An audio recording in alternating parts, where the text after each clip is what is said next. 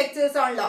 അപ്പൊ നമ്മള് കോൺട്രാക്ടിന്റെ ക്ലാസ്സസ് ആണ് എടുത്തുകൊണ്ടിരുന്നത്. ഇന്ന് നമ്മൾ ടോട്ടിന്റെ ക്ലാസ് ആണ് എടുക്കാൻ പോകുന്നത്. ഇത്രയും ലേറ്റ് ആയിട്ടും വീഡിയോ ഇടുന്നത്, ഞാനിന്ന് നിങ്ങളോട് ടോട്ടിന്റെ വീഡിയോ ഇടാന്ന് പറഞ്ഞിട്ടുണ്ടായിരുന്നു, ക്ലാസ് സ്റ്റാർട്ട് ചെയ്യാന്ന്. ഇവിടെ മഴ ആയതുകൊണ്ട് കറണ്ട് ഇല്ലായിരുന്നു, അപ്പൊ അതുകൊണ്ടൊക്കെയാണ് ഷൂട്ട് ചെയ്യാനും ഒന്നും പറ്റാതെയൊക്കെ ഇരുന്നത്. അപ്പൊ അതിന്റെ കാരണങ്ങൾ കൊണ്ടാണ്. പക്ഷെ എന്നാലും ഞാൻ നിങ്ങളോട് ഇന്ന് ടോട്ട് എടുക്കാന്ന് പറഞ്ഞിരുന്നു. അപ്പൊ അതുകൊണ്ടാണ് ഇത്രയും ലേറ്റ് ആയിട്ട് പോലും ക്ലാസ് ഇടുന്നത്. നിങ്ങൾ എല്ലാവരും വെയിറ്റിംഗ് ആണ് കാണാനായിട്ടെന്ന് എനിക്കറിയാം. അപ്പൊ അതുകൊണ്ടാണ് ടോട്ടിന്റെ ക്ലാസ് നമ്മൾ എടുക്കുന്നത്. പൊട്ട് ലേറ്റ് ആക്കണേ, നമുക്ക് ടോട്ടിന്റെ ക്ലാസ്സിലേക്ക് പോകാം. അപ്പോൾ ലോ ഓഫ് ടോട്ട്, ക്ലീയുടെ എൻട്രൻസിന്റെ ഭാഗമായിട്ട് ലീഗൽ പാർട്ടിൽ ലോ ഓഫ് ടോട്ട് എന്നൊരു സബ്ജക്ട് ഉണ്ട്. ലോ ഓഫ് ടോട്ട് എന്ന് പറയുന്നത് വളരെ സിമ്പിൾ ആയിട്ടുള്ള ഒരു സബ്ജക്റ്റാണ്. നിങ്ങൾ LLBക്ക് പഠിക്കുമ്പോഴും എല്ലാവർക്കും ഇൻട്രസ്റ്റ് ഉള്ള ഒരു സബ്ജക്റ്റ് ആണ് ടോട്ട്. കാരണം ഇതിൽ പ്രത്യേകിച്ച് സെക്ഷൻ ഇല്ല, ആർട്ടിക്കിൾ ഇല്ല, ബെയർ ആക്ട് ഇല്ല, അങ്ങനെ വേറെ നമ്മൾ സെക്ഷൻ ഓർത്തിരിക്കാൻ മറന്നു പോകുന്നില്ല. കുറച്ച് കോൺസെപ്റ്റുകൾ ഉണ്ട്. കാരണം ഇതൊരു കോമൺ ലോ സിസ്റ്റത്തിൽ നിന്ന് ഇവോൾവ് ചെയ്തു വന്നതാണ്. അതായത് ഇവിടുത്തെ അല്ല, ഇംഗ്ലീഷ് ലോയിൽ അവിടെ നിന്നും ഇവോൾവ് ചെയ്തു വന്ന ഒരു കോൺസെപ്റ്റ് ആണ് ലോ ഓഫ് ടോട്ട് എന്ന് പറയുന്നത്. അതുകൊണ്ട് തന്നെ ഈ ലോ ഓഫ് ടോട്ട് എന്ന് പറയുന്ന ഈ സബ്ജക്റ്റിന് ഉണ്ടല്ലോ കുറച്ച് പ്രിൻസിപ്പിൾസും കുറച്ച് കോൺസെപ്റ്റുകളും. ആ കോൺസെപ്റ്റുകൾ എന്താ ഉദ്ദേശിക്കുന്നത്, ആ കോൺസെപ്റ്റുകളുമായി ബന്ധപ്പെട്ട് കുറെ കോമൺ ലോയിലെ കേസസും, അതായത് ഇംഗ്ലീഷ് ലോയിലെ കുറച്ച് കേസസും ആണ് പറയുന്നത്. അത് നമ്മൾ ഇവിടെ അപ്ലൈ ചെയ്യുന്നുണ്ട്. അപ്പൊ അതുകൊണ്ട് അങ്ങനെയുള്ള കുറച്ച് കേസസിന്റെ പേര് ഓർത്തിരിക്കുക. അതുപോലെയുള്ള കുറച്ച് കോൺസെപ്റ്റുകളും ഏതൊക്കെയാണ്, പല പല തരത്തിലുള്ള ടോർട്ടുകൾ ഏതൊക്കെയാണ് എന്നുള്ളതൊക്കെയാണ് നമ്മൾ നോക്കുന്നത്. അപ്പൊ ഈ ടോർട്ട് എന്ന് പറയുന്ന സബ്ജക്റ്റ്, അതിൽ ഏറ്റവും വാക്ക് എന്താണ്, ടോർട്ടാണ്, ലോ ഓഫ് ടോർട്ടാണ്. അപ്പൊ ഈ ടോർട്ട് എന്ന് പറയുന്ന വാക്ക് ഡിറൈവ് ചെയ്തത്, ടോർട്ട് എന്ന് പറയുന്ന വേർഡ് ടോർട്ട് ഡിറൈവ് ചെയ്തിട്ടുള്ളത് ലാറ്റിൻ പദത്തിൽ നിന്നാണ്. ടോർട്ടം എന്ന് പറയുന്ന ലാറ്റിൻ പദത്തിൽ നിന്നാണ്, ലാറ്റിൻ ടേമിൽ നിന്നാണ് ടോർട്ട് എന്ന് പറയുന്ന വാക്ക് ഡിറൈവ് ചെയ്ത് വന്നത്. ടോർട്ടം എന്ന ലാറ്റിൻ പദത്തിൽ നിന്നാണ് ടോർട്ട് എന്ന വാക്ക് ഡിറൈവ് ചെയ്ത് വന്നത്. അതിന്റെ meaning twisted or unlawful. Twisted or unlawful, lawful എന്ന് പറഞ്ഞാൽ എന്താ, നിയമപ്രകാരമുള്ളതാണ്. അപ്പൊ അൺലോഫുൾ എന്ന് പറയുമ്പോഴോ എന്തോ നിയമപ്രകാരം അല്ലാത്ത, അല്ലെങ്കിൽ അൺലോഫുൾ ആയിട്ടുള്ള, നിയമത്തിന് എഗനിസ്റ്റ് ആയിട്ടുള്ള, ട്വിസ്റ്റഡ് ആയിട്ടുള്ള, അൺലോഫുൾ ആയിട്ടുള്ള ഒരു സംഭവത്തിനെയാണ് നമ്മൾ ടോർട്ടം എന്നും കൊണ്ട് ഉദ്ദേശിക്കുന്നത്. അപ്പൊ എന്തോ നിയമത്തിന് അതീതമായിട്ടുള്ള, അല്ലെങ്കിൽ നിയമത്തിന് എഗനിസ്റ്റ് ആയിട്ടുള്ള ഒരു കാര്യമാണ് ഈ ടോർട്ട് എന്ന് നമ്മൾ പറയുന്നത്. ഈ ടോർട്ടം എന്ന് പറയുന്ന വാക്കിന്റെ മീനിങ് അതാണ്.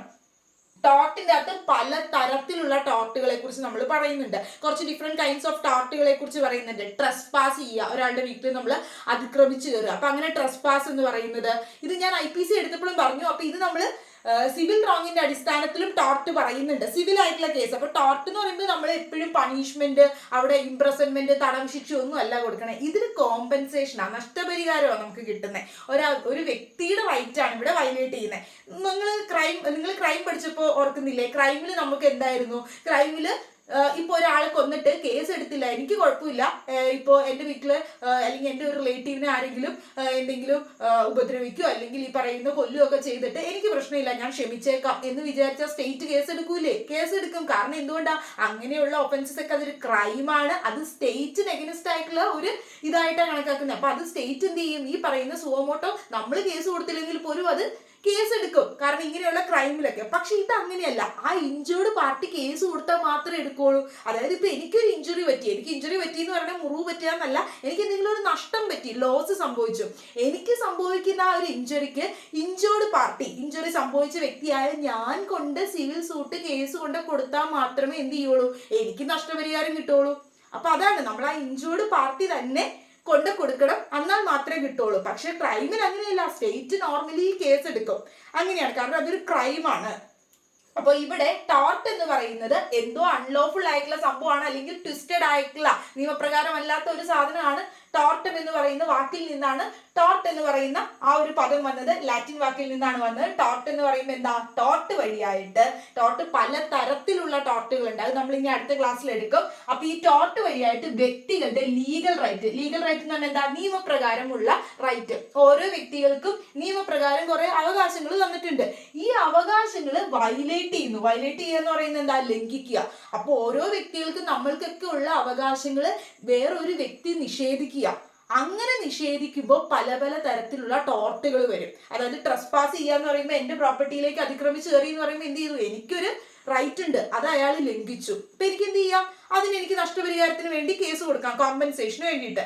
ഇനി അതല്ല, ന്യൂയിസൻസ്, എനിക്ക് ഭയങ്കര ശല്യം ഉണ്ടാക്കി. അപ്പൊ അങ്ങനെ ശല്യം ഉണ്ടാക്കി, ന്യൂയിസൻസ് എന്ന് പറയുന്ന ഒരു ടോർട്ടാണ്. അപ്പൊ അത് ചെയ്താൽ എനിക്ക് എന്ത് ചെയ്യാൻ പറ്റും? കോമ്പൻസേഷന് വേണ്ടിയിട്ട് സൂട്ട് കൊടുക്കാൻ പറ്റും. എനിക്കെതിരായിട്ടുള്ള ഒരു സിവിൽ റോങ്, എന്റെ ലീഗൽ ആയിട്ടുള്ള ഒരു റൈറ്റ് വയലേറ്റ് ചെയ്തു. ലീഗൽ റൈറ്റ് വയലേറ്റ് ചെയ്യണം കേട്ടോ. നിയമപ്രകാരമുള്ള ഒരു റൈറ്റ് ഒരു വ്യക്തിയുടെ വയലേറ്റ് ചെയ്യും ടോർട്ടില്.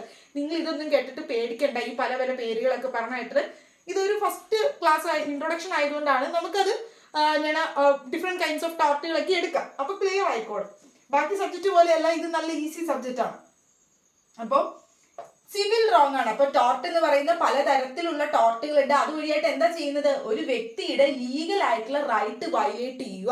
അതായത് അയാൾക്ക് നിയമപ്രകാരം കിട്ടിയിട്ടുള്ള ഒരു റൈറ്റ് വയലേറ്റ് ചെയ്യുന്നതിനെയാണ് പറയുന്നത്. അപ്പൊ ടോർട്ട് എന്ന് പറയുന്ന ഒരു സിവിൽ റോങ്, അതായത് ഒരു ക്രിമിനൽ അല്ല, അല്ലെങ്കിൽ ഒരു ക്രൈം ആയിട്ടുള്ള കാര്യമല്ല നമ്മൾ പറയുന്നത്. ഒരു ക്രൈം അല്ല സിവിൽ എന്ന് ടോർട്ട് എന്ന് പറയുന്ന ഒരു സിവിൽ റോങ്. സിവിൽ റോങ് എന്ന് പറയാൻ കാരണം എന്താ? ഒരു ഇൻഡിവിജ്വലിന് എഗനിസ്റ്റ് ആയിട്ടുള്ള ഇഞ്ചുറിയാണ്, അല്ലെങ്കിൽ ഒരു ഇൻഡിവിജ്വലിനെ മാത്രം അവിടെ അഫക്ട് ചെയ്യുന്നുള്ളൂ. ഒരു പ്രൈവറ്റ് പേഴ്സൺ എഗനിസ്റ്റ് ആയിട്ട് മാത്രമുള്ള ഒരു അൺലോഫുൾ ആയിട്ടുള്ള ആക്ടിനെ, അവർക്ക് മാത്രം ഇഞ്ചുറി ക്രിയേറ്റ് ചെയ്യുന്നതിനെയാണ് നമ്മൾ പറയുന്നത് ഈ ഒരു സിവിൽ ആയിട്ടുള്ള റോങ് ആണെന്ന്. പക്ഷെ സ്റ്റേറ്റിന് മുഴുവനായിട്ടും ഒരാൾ കൊല്ലുക അല്ലെങ്കിൽ എന്തെങ്കിലുമൊക്കെ ചെയ്യുക, എങ്ങനെയെങ്കിലും നമ്മൾ IPC പറഞ്ഞിട്ടുള്ള ക്രൈം ഒക്കെ ചെയ്യുകയാണെങ്കിൽ എന്താ, അത് മുഴുവനായിട്ടും എല്ലാവരെയും ബാധിക്കുന്നതാ. അപ്പൊ അത് സിവിൽ റോങ് ആണോ? അത് ക്രൈം ആണ്. അവിടെ എന്താ കൊടുക്കുന്നത്? പണിഷ്മെന്റ് എന്താ? ഇംപ്രസൺമെന്റ്, അങ്ങനെയൊക്കെ ഫൈനൊക്കെയാണ് കൊടുക്കുന്നത്. പക്ഷെ ഇവിടെ അതല്ല, ഇതൊരു സിവിൽ ആയിട്ടുള്ള റോങ്. അപ്പൊ ടോർട്ട് ഒരു സിവിൽ റോങ് ആണെന്ന് പഠിക്കുക. അത് ടോർട്ടം എന്ന വാക്കിൽ നിന്നാണ് വന്നത്. അതിന്റെ മീനിങ് പഠിക്കുക. അതുവഴിയായിട്ട് ഒരു വ്യക്തിയുടെ ലീഗൽ റൈറ്റ് വയലേറ്റ് ചെയ്യുന്നു.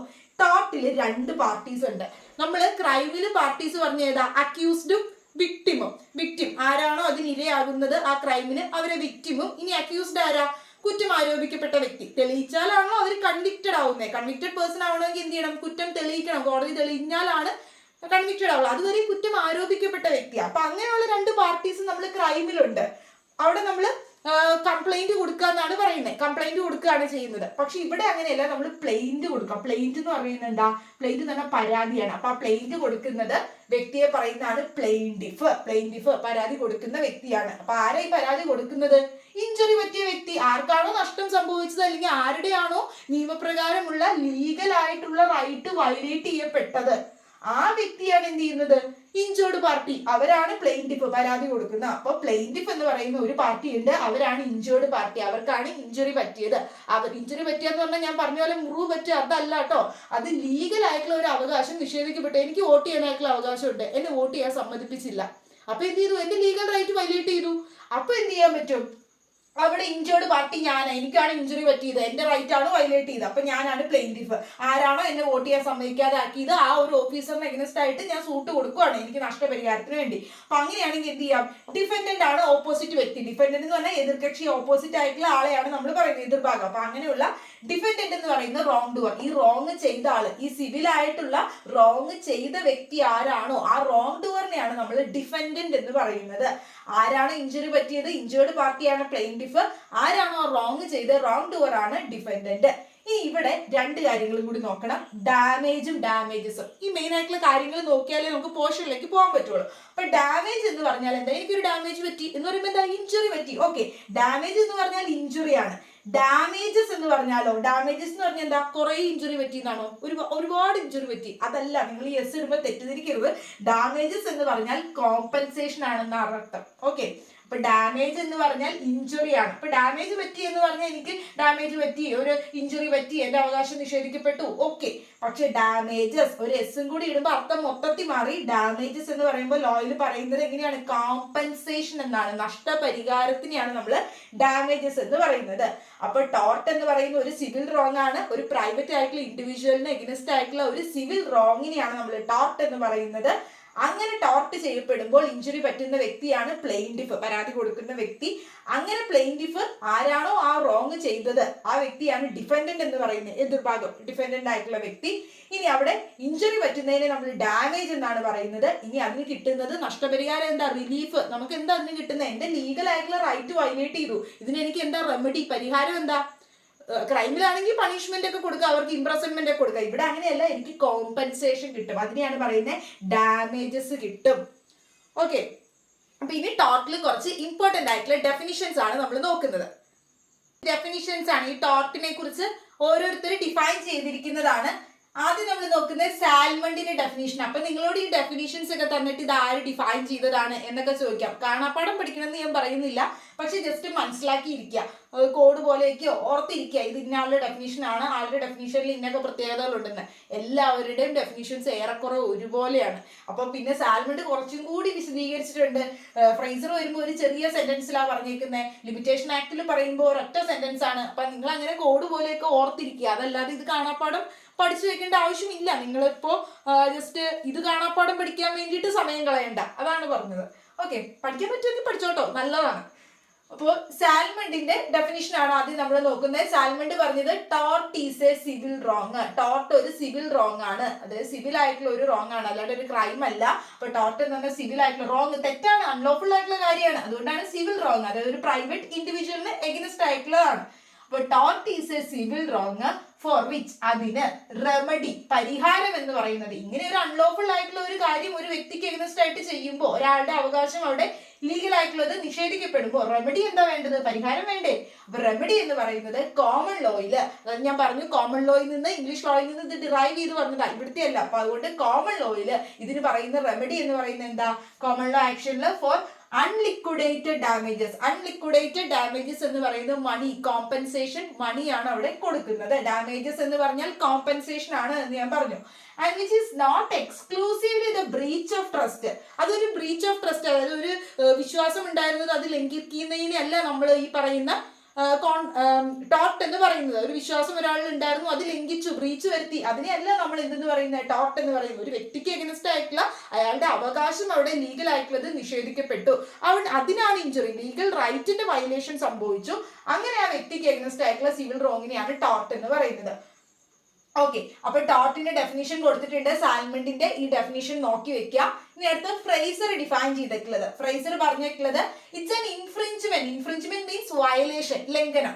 It's an infringement of a right in rem of an individual. Right in റെമ്മും റൈറ്റ് ഇൻ പേഴ്സണും ഉണ്ട്. അപ്പൊ right in rem of an individual, ഒരു വ്യക്തിക്ക് എഗൈൻസ്റ്റ് ആയിട്ടുള്ള എന്താ പറയുക, ഇൻഫ്രിഞ്ച്മെന്റ് ആണ് റൈറ്റിന്റെ, അതായത് ഒരു വ്യക്തിയുടെ അവകാശത്തിന്റെ വയലേഷൻ. ഇൻഫ്രിഞ്ച്മെന്റ് എന്ന് പറയുന്നത് വയലേഷനെ കുറിച്ചാണ് ടോർട്ട് എന്ന് പറയുന്നത്. Giving a right of. അപ്പൊ അങ്ങനെ ഒരു വ്യക്തിയുടെ റൈറ്റ് വയലേറ്റ് ചെയ്യുമ്പോൾ അവർക്ക് എന്ത് കൊടുക്കുന്നു?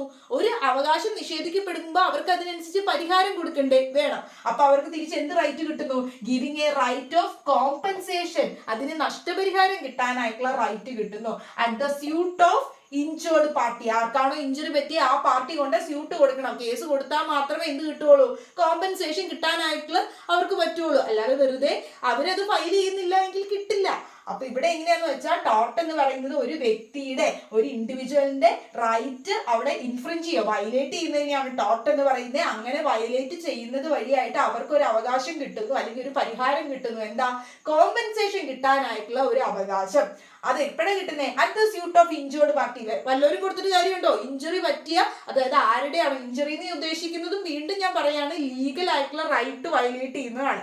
അപ്പൊ അങ്ങനെ ലീഗൽ ആയിട്ടുള്ള ഏത് വ്യക്തിയുടെ റൈറ്റ് ആണോ വയലേറ്റ് ചെയ്തത്, ആ ഇഞ്ചേർഡ് പാർട്ടി കൊണ്ട് സ്യൂട്ട് കൊടുക്കുമ്പോൾ അവരുടെ റൈറ്റ് വയലേറ്റ് ചെയ്തിട്ടുണ്ട്, ഇൻഫ്രിഞ്ച് ചെയ്തിട്ടുണ്ട് എങ്കിൽ അവർക്ക് കോമ്പൻസേഷനുള്ള റൈറ്റ് കിട്ടുന്നു. അതാണ് ടോർട്ട് എന്നാണ് ഫ്രൈസർ പറഞ്ഞിട്ടുള്ളത്. ഇനി അടുത്തത് section 2 clause M of the limitation act. ഇത് ചോദിക്കാറുണ്ട് കേട്ടോ, ഇതൊന്ന് നോക്കി വെച്ചോ. കുറെ ഡെഫിനിഷൻസ്, ഈ ഡെഫിനിഷൻ തന്നിട്ട് ആരുടെയാന്ന് ചോദിക്കും. ചിലപ്പോൾ സാൽമണ്ട്, ഫ്രൈസർ ഒക്കെ നിങ്ങൾക്ക് എഴുതാൻ പറ്റും. ഇത് ലിമിറ്റേഷൻ ആക്ടിലെയാണ്, കുഞ്ഞു ഡെഫിനിഷൻ ആണ്, അതൊന്ന് ഓർത്തോ. സെക്ഷൻ 2 ക്ലോസ് M ആണ്. സെക്ഷൻ 2 ക്ലോസ് M, ക്ലോസ് എന്നായി വായിക്കണേ ബ്രാക്കറ്റിൽ ഇടുമ്പോ കേട്ടോ. Section 2 clause M, small letter M of the limitation act 1963 ടോർട്ടിനെ ഡിഫൈൻ ചെയ്തിട്ടുണ്ട്. Tort is a civil wrong. ടോർട്ട് എന്ന് പറയുന്ന ഒരു സിവിൽ ആയിട്ടുള്ള റോങ് ആണ്. which is not exclusively a breach of contract. ഒരു ബ്രീച്ച് ഓഫ് കോൺട്രാക്ട്, ഒരു കോൺട്രാക്ടിന്റെ ലംഘനമോ അല്ലെങ്കിൽ ഒരു ബ്രീച്ച് ഓഫ് ട്രസ്റ്റ്, ഒരു വിശ്വാസ ലംഘനമോ ഒന്നുമല്ല. അത് എന്താണ്? ഒരു സിവിൽ ആയിട്ടുള്ള റോങ്, ഒരു അൺലോഫുൾ ആയിട്ടുള്ള ഒരു റോങ് ആണ്. ആർക്കെതിരായിട്ട് ചെയ്യുന്നത് ആക്ട്? ഒരു പ്രൈവറ്റ് ആയിട്ടുള്ള ഇൻഡിവിജ്വലിന് എഗൈൻസ്റ്റ്. അങ്ങനെയുള്ള ഒരു സിവിൽ റോങ് ആണ് ടോർട്ട് എന്നാണ് ലിമിറ്റേഷൻ ആക്ടിന്റെ സെക്ഷൻ 2 ക്ലോസ് M പറയുന്നത്. ഇനി രണ്ട് ഡെഫിനിഷൻ കൂടി ഉണ്ട്. വിൻഫീൽഡിന്റെ ഡെഫിനിഷൻ ആണ്. വിൻഫീൽഡ് പറഞ്ഞിട്ടുള്ളത് ടോർഷ്യസ് ലയബിലിറ്റി അറൈസസ്. ലയബിലിറ്റി എന്ന് പറഞ്ഞാൽ എന്താ? നമുക്ക് റെസ്പോൺസിബിലിറ്റി, ഉത്തരവാദിത്തം. അത് ടോർട്ട് ചെയ്യുമ്പോൾ, ഒരു സിവിൽ ആയിട്ടുള്ള റോങ് ചെയ്യുമ്പോൾ നമുക്ക് കിട്ടുന്ന ലയബിലിറ്റി ആണ്. നമ്മൾ അങ്ങനെ ഒരു അൺലോഫുൾ ആയിട്ടുള്ള ഒരു റോങ് ഒരു വ്യക്തിക്ക് എഗ്നസ്റ്റ് ആയിട്ട് ചെയ്തു, അങ്ങനെ ചെയ്യുമ്പോൾ നമുക്ക് കിട്ടുന്ന ഉത്തരവാദിത്തം അല്ലെങ്കിൽ നമ്മുടെ അടുത്ത് വരുന്ന റെസ്പോൺസിബിലിറ്റി ആണ് ടോർഷ്യസ് ആയിട്ടുള്ള ലയബിലിറ്റി. മറ്റേത് എന്താ? IPC നമ്മൾ ക്രിമിനൽ ലയബിലിറ്റി, ക്രൈം ചെയ്യുമ്പോൾ നമുക്ക് കിട്ടുന്നത് ക്രിമിനൽ ലയബിലിറ്റിയാ. അതിൽ നിന്ന് എക്സെപ്ഷൻ കിട്ടാനായിട്ടുള്ള ജനറൽ എക്സെപ്ഷൻസും ഒക്കെ നമ്മൾ പറഞ്ഞില്ലേ, പല സിറ്റുവേഷൻസിൽ ജനറൽ എക്സെപ്ഷൻ വരും എന്നൊക്കെ. അതുപോലെ തന്നെ ടോർട്ട് ചെയ്യുമ്പോൾ കിട്ടുന്ന വ്യക്തി, ആ ഒരു വ്യക്തിക്ക് കിട്ടുന്ന ലയബിലിറ്റി, ഉത്തരവാദിത്തമാണ് എന്ത്? ഈ പറയുന്ന അല്ലെങ്കിൽ അവരുടെ റെസ്പോൺസിബിലിറ്റി വരുന്നതാണ് ടോർഷ്യസ് ആയിട്ടുള്ള ലയബിലിറ്റി എന്ന് പറയും. ആ ടോർഷ്യസ് ലയബിലിറ്റി അറൈസ് വരുന്നത് എവിടെ നിന്നാണ്? From the breach of a duty. ഒരു ഡ്യൂട്ടി ഉണ്ടായിരുന്നു ഒരാൾക്ക്, നമുക്ക് എല്ലാവർക്കും ഡ്യൂട്ടി ഉണ്ട്. എന്താ? മറ്റുള്ളവരുടെ ലീഗൽ ആയിട്ടുള്ള റൈറ്റുകൾ നമ്മൾ നിഷേധിക്കരുത്. അത് നമ്മുടെ ഡ്യൂട്ടിയാണ്. നമുക്ക് റൈറ്റ് ഉള്ള പോലെ അല്ല മറ്റുള്ളവർക്കും റൈറ്റ് ഉണ്ട്, അത് നമ്മൾ നിഷേധിക്കരുത്. അല്ലെങ്കിൽ അതിന് എഗ്നസ്റ്റ് ആയിട്ടുള്ള അൺലോഫുൾ ആയിട്ട് നമ്മൾ ചെയ്യരുത്. അങ്ങനെ ചെയ്താൽ എന്തായിരിക്കും? അങ്ങനെ ചെയ്യരുത് എന്ന് പറഞ്ഞൊരു ഡ്യൂട്ടി നമുക്കുണ്ട്. ആ ഡ്യൂട്ടി നമ്മൾ ബ്രീച്ച് ചെയ്തു, വയലേറ്റ് ചെയ്തു. അത് വയലേറ്റ് ചെയ്ത് കഴിഞ്ഞാൽ പ്രൈമറിലി ഫിക്സഡ് ബൈ ലോ പ്രകാരം പറയുന്നുണ്ട് എന്ത്? ഒരു വ്യക്തിക്ക് ഡ്യൂട്ടി ഉണ്ട് മറ്റൊരാളുടെ ലീഗൽ ആയിട്ടുള്ള റൈറ്റ് വയലേറ്റ് ചെയ്യരുതെന്ന്. അത് വയലേറ്റ് ചെയ്താൽ നമുക്ക് എന്ത് വരും?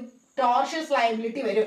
This duty is towards persons generally and its breach is redressable by. അപ്പൊ അങ്ങനെ നമ്മൾ ഇങ്ങനെ ഒരു വയലേഷൻ, ബ്രീച്ച് നടത്തുക. നമ്മൾ നടത്തുന്ന വയലേഷൻ എന്താ? മറ്റൊരാളുടെ റൈറ്റ് നമ്മൾ ലീഗൽ ആയിട്ടുള്ളത് നമ്മൾ വയലേറ്റ് ചെയ്തു. അങ്ങനെ ചെയ്ത് നമ്മുടെ ഡ്യൂട്ടി നമ്മൾ ചെയ്യാതിരുന്നാൽ അവിടെ എന്താ വരുന്നത്? റിഡ്രസ് ചെയ്യുന്നത്. ഇത് എങ്ങനെയാ പരിഹരിക്കുന്നത്? ഇങ്ങനെ നമ്മൾ ഇങ്ങനെ ഒരു വയലേഷൻ നടത്തിയാൽ അത് അയാൾക്ക് പരിഹരിച്ചു കൊടുക്കണ്ടേ?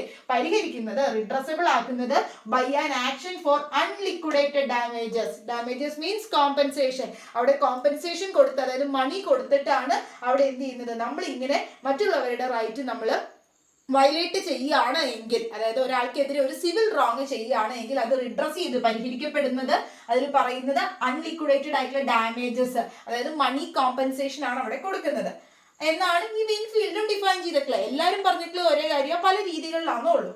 ഇനി ക്ലർക്ക് ആൻഡ് ലിൻസൽ. അപ്പൊ ക്ലർക്ക് ആൻഡ് ലിൻസലിന്റെ ഡെഫിനിഷൻ ആണ്, അടുത്ത ആളുടെ ഡെഫിനിഷൻ ആണ്. ടോർട്ട് ഈസ്, ഇതിൽ ഇമ്പോർട്ടന്റ് ഡെഫിനിഷൻ ഞാൻ പറഞ്ഞു, ലിമിറ്റേഷൻ ആക്ട്, പിന്നെ പോലെ തന്നെ സാൽമണ്ട്, പിന്നെ വിൻഫീൽഡ്. ഇതിന്റെ ഡെഫിനിഷൻസ് ആണ് ഇമ്പോർട്ടന്റ് ആയിട്ടുള്ളത്. ബാക്കിത്തെ നോക്കി പോകാം കേട്ടോ. ക്ലർക്ക് ആൻഡ് ലിൻസലിന്റെ ഡെഫിനിഷൻ പറയുന്നത് ഇങ്ങനെയാണ്. ക്ലർക്ക് ആൻഡ് ലിൻസൽ പറയുന്നത് tort is a civil wrong. ടോർട്ട് എന്ന് പറയുന്നത് ഒരു സിവിൽ ആയിട്ടുള്ള റോങ് ആണ്, എല്ലാവരും അത് തന്നെ പറയുന്നത്. ഇൻഡിപെൻഡന്റ് ഓഫ്, അത് എന്തിൽ നിന്നൊക്കെ വ്യത്യാസമാണ്? Of A contract. കോൺട്രാക്ടിന്റെ ഒരു വയലേഷൻ ഒന്നും അല്ല. For which the appropriate remedy is എന്താണ്? Is a common law action. Common ലോയിൽ പറയുന്നതാണ് ഈ ടോർട്ട് എന്ന സിവിൽ റോങ് ചെയ്താലായിട്ടുള്ള റെമഡി, പരിഹാരം, അപ്രോപ്രിയേറ്റ് ആയിട്ടുള്ള കറക്റ്റ് ആയിട്ടുള്ള പരിഹാരം എന്ന് പറയുന്നത് കോമൺ ലോ ആക്ഷനിൽ പറയുന്നത്. എന്താ കോമൺ ലോ ആക്ഷനിൽ പറയുന്നത്? Unliquidated damages, compensation. ഇത് തന്നെയാണ് അവരെ ഡിഫൈൻ ചെയ്തിട്ടുള്ളത്. അപ്പൊ ഈ ടോർട്ടുമായി ബന്ധപ്പെട്ട ഒരു ഇമ്പോർട്ടന്റ് ആയിട്ടുള്ള ഒരു കോൺസെപ്റ്റ് അല്ലെങ്കിൽ ഒരു മാക്സിം വന്നതാണ്. ഭയങ്കര ഇമ്പോർട്ടന്റ് ആണ്, ചോദിക്കാൻ ചാൻസ് ഉണ്ട്, ചോദിക്കാറുമുണ്ട്. അപ്പൊ അത് ഒന്ന് ഓർത്ത് വെച്ചോളുക. ടോർട്ടുമായി ബന്ധപ്പെട്ട് മെയിൻ മാക്സിം ആണ്. അപ്പൊ ഈ ടോട്ടൽ ഈ ഒരു കോൺസെപ്റ്റ് ഫുൾ പറഞ്ഞിരിക്കുന്ന ഒരു മാക്സിം ആണ്. ഉബി ജസ് ഇബി റെമഡിയം. എങ്ങനെ വായിക്കാം? ഉബി, UBI, ഉബി ജസ് ഇബി റെമഡിയം. ജസ് മീൻസ് ലോ ആണ്. അപ്പൊ ഉബി ജസ് ഇബി, റെമഡിയം മീൻസ് റെമഡി. ഓക്കെ. അപ്പൊ where there is a right, എവിടെയാണോ നമുക്കൊരു അവകാശമുള്ളത്, there must be a remedy. അവിടെ നിർബന്ധമായിട്ടും എന്ത് വേണം? ഒരു റെമഡി വേണം, പരിഹാരം വേണം. ഒരു അവകാശം ഉണ്ടെങ്കിൽ അവിടെ ഒരു റെമഡി വേണം, പരിഹാരം വേണം. അതെങ്ങനെ ശരിയാവുന്നത്? എനിക്കൊരു അവകാശമുണ്ട്, നിങ്ങൾക്കൊരു അവകാശമുണ്ട്, അപ്പൊ നിങ്ങൾക്ക് അതിനുള്ള പരിഹാരവും വേണം. അതെന്തിനാ? നിങ്ങളുടെ അവകാശം ആരെങ്കിലും നിഷേധിക്കപ്പെടുത്തുവാണ്, അല്ലെങ്കിൽ അത് നിഷേധിക്കപ്പെടുവാണ്, ആരെങ്കിലും നിങ്ങളുടെ അവകാശം അവിടെ നിഷേധിക്കുകയാണ്. അങ്ങനെയാണെങ്കിൽ നിങ്ങൾക്ക് എന്ത് ചെയ്യണം? അതിനുള്ള പരിഹാരവും പറഞ്ഞിരിക്കണം. അത് എന്ത് ചെയ്യാൻ പറ്റുമെന്ന്, അതിനുള്ള പരിഹാരം എന്താണ് എന്ന് പറഞ്ഞിരിക്കണം. അതാണ് ഇവിടെ ഒരു വ്യക്തിക്ക് ടോർട്ട് ആയിട്ടുള്ള രീതിയിൽ, സിവിൽ ആയിട്ടുള്ള ഒരു റോങ് ഒരു വ്യക്തിക്ക് എഗനിസ്റ്റ് ആയിട്ട് ചെയ്യുകയാണ് എങ്കിൽ അവിടെ പരിഹാരം എന്താ പറഞ്ഞത്? അൺലിക്വിഡേറ്റഡ് ഡാമേജസ്, മണി കോമ്പൻസേഷൻ ആണ് കിട്ടുന്നത്. അപ്പൊ അവിടെ അത് പറയുന്ന ഒരു കോൺസെപ്റ്റ് ആണ് ഉബി ജസ് ഇബി റെമഡിയം. അപ്പൊ എവിടെയാണോ ഒരു റൈറ്റ് ഉള്ളത്, എവിടെയാണോ ഒരു അവകാശമുള്ളത്, അവകാശത്തോടൊപ്പം തന്നെ എന്തും കൂടി പറഞ്ഞിരിക്കണം. നേരത്തെ ഒരു മുൻകരുതൽ പോലെ പറഞ്ഞിരിക്കണം. റൈറ്റ് കൊടുക്കുമ്പോൾ തന്നെ ആ റൈറ്റ് എങ്ങാനും വയലേറ്റ് ചെയ്യുക, ആരെങ്കിലും നിങ്ങളുടെ ലംഘിക്കുകയാണെങ്കിൽ അതിനുള്ള റെമഡി, പരിഹാരവും കൂടി വേണം. അപ്പൊ എവിടെയാണോ റൈറ്റ് ഉള്ളത്, അവകാശം ഉള്ളത്, അവിടെ മസ്റ്റ് ആയിട്ടും റെമഡി വേണം എന്നാണ്. നിങ്ങൾ തിരിഞ്ഞു പോകരുത്. ഓപ്ഷനിൽ തന്നിട്ട് where there is a remedy, there must be a right എന്നൊക്കെ പറഞ്ഞ ഓപ്ഷൻ തരും. ഇങ്ങനെയാണ് കേട്ടോ, where there is a right, എവിടെയാണോ അവകാശമുള്ളത് അവിടെ അതിനുള്ള പരിഹാരവും മസ്റ്റ് ആയിട്ട് വേണം. അത് പറയുന്ന മാക്സിം ആണ്, അല്ലെങ്കിൽ ആ ഒരു കോൺസെപ്റ്റ് ആണ് ഉബി ജസ് ഇബി റെമഡിയം. സോ അപ്പോൾ ഇത്രയാണ് നമ്മൾ ടോട്ടിന്റെ ക്ലാസ്സിൽ ഇൻട്രൊഡക്ഷൻ ആയിട്ട് എടുക്കുന്നത്. ഇനി ടോട്ടിൽ എന്തൊക്കെ എസെൻഷ്യൽസ് ആണുള്ളത്, അതുമായി ബന്ധപ്പെട്ട മാക്സിംസ്, പലതരത്തിലുള്ള ടോർട്ടുകൾ, അങ്ങനെയുള്ള കാര്യങ്ങൾ. അതിന് ഇനി ടോർട്ടിലും ജനറൽ ആയിട്ടുള്ള ഡിഫൻസസ് ഉണ്ട്. നമ്മൾ IPC ക്രൈം ചെയ്യുമ്പോൾ ആ ലയബിലിറ്റി വരാതിരിക്കാൻ വേണ്ടി ഡിഫൻസസ് എക്സെപ്ഷൻസ് പറഞ്ഞില്ലേ, അതേപോലെ തന്നെ ടോർട്ടിലും ഒരു വ്യക്തിക്ക്, ആ ഡിഫൻഡന്റ് ആയിട്ടുള്ള വ്യക്തിക്ക് ലയബിലിറ്റി വരും. ടോർട്ട് അയാൾ സിവിൽ റോങ് ചെയ്യുമ്പോൾ അയാൾക്ക് ലയബിലിറ്റി വരും. പക്ഷെ അയാൾക്ക് അതിൽ നിന്ന് രക്ഷ നേടണമെങ്കിൽ ചില ഡിഫൻസസ് ഒക്കെ എടുക്കാൻ പറ്റും ടോർട്ടിൽ. അപ്പൊ അത് ഏതൊക്കെയാണെന്നൊക്കെ നമ്മൾ പറയുന്നുണ്ട് അടുത്ത ക്ലാസ്സസിൽ. അപ്പൊ നിങ്ങൾ എല്ലാവരും വീഡിയോ കാണുന്നുണ്ടെന്ന് എനിക്കറിയാം, അത് ഞാൻ വീണ്ടും പറയുന്നില്ല. നിങ്ങൾ വീഡിയോ കാണുന്നുണ്ട്, നിങ്ങളുടെ സപ്പോർട്ടൊക്കെ കണ്ടിട്ടാണ് നമ്മളിപ്പോൾ രാത്രിയായിട്ടും വീഡിയോ ഒക്കെ ചെയ്ത്. അപ്പൊ നിങ്ങൾ വീഡിയോസ് കാണുക, നിങ്ങളുടെ ക്ലിയർ ആസ്പിറൻസ് ആയിട്ടുള്ള ഫ്രണ്ട്സിനും ഷെയർ ചെയ്ത് കൊടുക്കുക, അവർക്കും അത് യൂസ്ഫുൾ ആവട്ടെ. So thank you for watching. Good night.